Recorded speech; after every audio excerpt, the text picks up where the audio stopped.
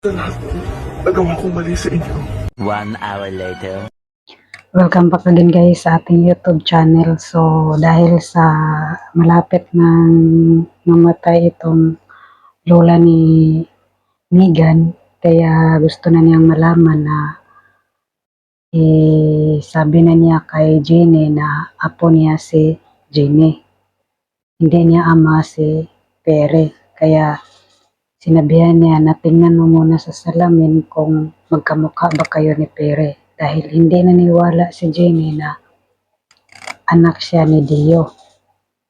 At dahil sa viral ngayon na inutusan ni Dara Hilary ang isang fans niya na manggulo sa Yumi.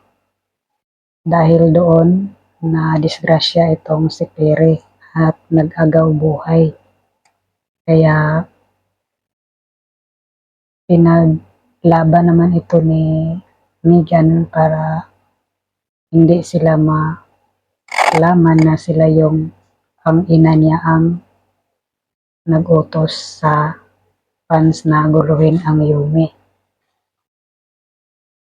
At dahil gusto ni Megan at saka ni Dara na ayaw malaman ni Jenny na apo siya ng kanyang lola. So abangan natin guys sa next episode guys kung makarinig ba si